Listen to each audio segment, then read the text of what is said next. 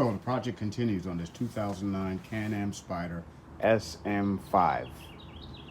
So it all started out when I went to the dealer, or actually when I bought it from Atlanta, Georgia, for $4,000. And the guy said it started, it had the check engine light on there. And when I drove all the way from Baltimore, Maryland to pick it up, that's exactly what happened. It had the check engine light on, and it ran. And it ran kind of rough. So I had all intentions of replacing the engine. So I had intentions of putting some money into this vehicle. Well, it turns out that I didn't really need an engine. I took it to a cycle shop, and the cycle shop did a diagnosis for me. And the diagnostic cost me $300 to have done. And during the diagnostic, it had a limp node and some other codes that was thrown. So I ended up paying $300 altogether for them to tell me what the codes were.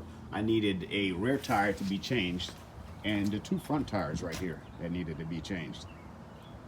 So the two front tires, they told me that it would cost me $100 and some dollars a piece to have them changed. So I said, okay, no problem.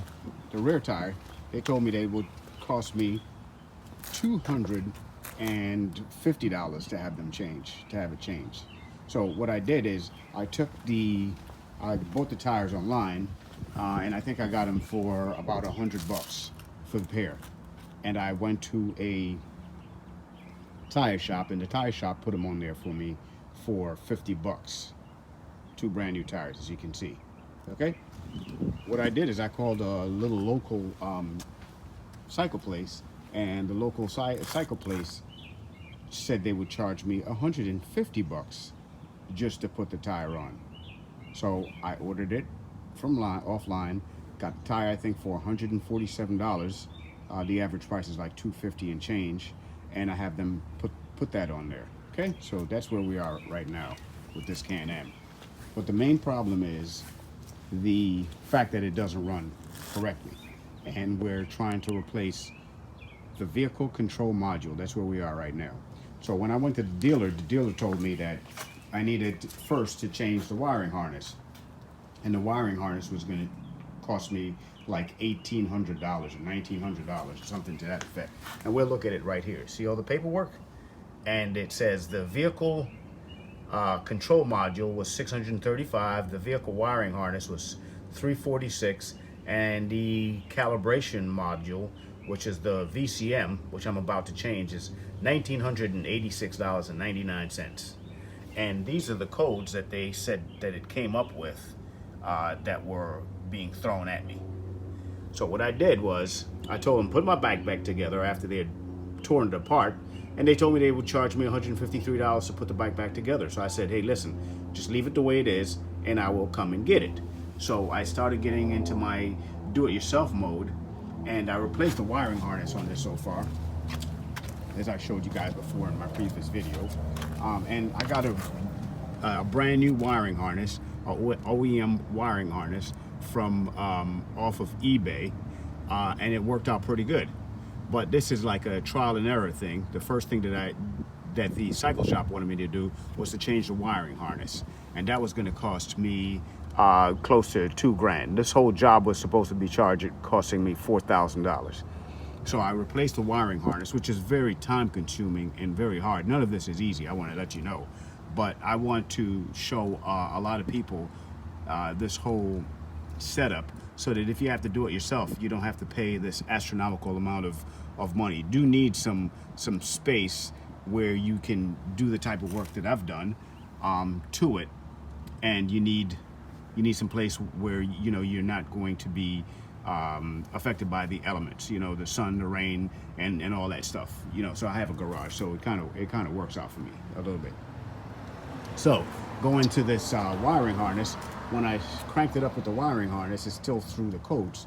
So went back to the dealer and tried to pick their brains to see what the problem was. Well, they told me that the next thing would be the vehicle control module, and I couldn't find this thing for the life of me. And when I went on YouTube, I couldn't find it anywhere. I couldn't find anybody who actually did a job on the vehicle control module. So what I did was I started looking through different websites, and there was a website that sold parts, actually had pretty much all the wiring diagrams, and I used a wiring diagram to kind of figure it out myself to exactly where it was located, and found out that it was right underneath the steering column. Now the dealer that I went to wouldn't tell me exactly where it was, more than it was under the steering column, which is under the steering column all the way down to the bottom. Okay, so far, fast forward, here we are now, and I've taken out the vehicle control module. Now the thing is, as I showed you before in the replacement of the vehicle control module 102, is that when you do get it out, you have to move this thing here. If you don't want to break down too many parts, this piece right here covers the radiator right here, and you kind of have to wiggle it out instead of breaking down all these pieces, the wheel assembly and all that stuff. The main thing is to get this piece out right here that covers this, so that you can really gain access to the vehicle control module that sits right on that frame, the lower part of the frame right there. Okay, so what I'm about to do now is I'm about to put the used one back that I have in. So, you know, the good thing about buying the stuff on eBay, even though it is a very time-consuming job, is the fact that I send it back and get my money back if something goes wrong. So that's what I'm about to do. Trial and see whether or not this thing will work. So, as I showed you before, the part would cost, brand new, it would cost me $1,900 for this part. $1,986. They're probably getting it a little bit cheaper. And online, I seen it for $1,900, just about that. So I got it from eBay, and this is the used part here with the markings on the side that came from a cycle shop, I guess, that sells used parts, and they're the markings. And this is my old one right here. That's my old one right here. This is the new one right here. Okay. So what I'm going to do is I'm going to put it back in and see what happens. So for this job, the tools that you need are going to be a 10 millimeter, I should say, 10 millimeter wrench.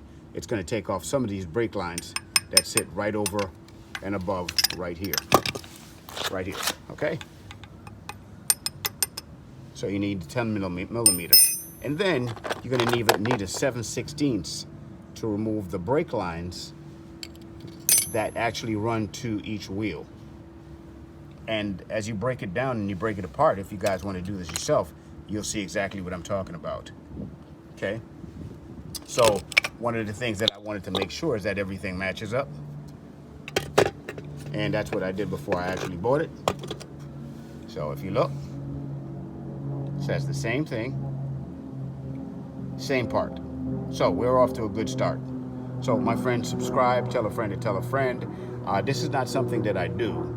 I don't fix motorcycles. I don't work on small engines, but it is a bike that I bought, or a Spyder that I bought, and they're very expensive now, and I want to get it up to a good running performance level, and I have to put some time, work, and effort into it, and that's fine. I have the space, I have the ability to get the things that I need to get it done, and that's what I'm about to do. So here, most important piece to this whole operation right here is this motorcycle jack. This is really going to help you if you need to do a job like this, and it works really, really good, especially when it comes to motorcycles. It fits right underneath this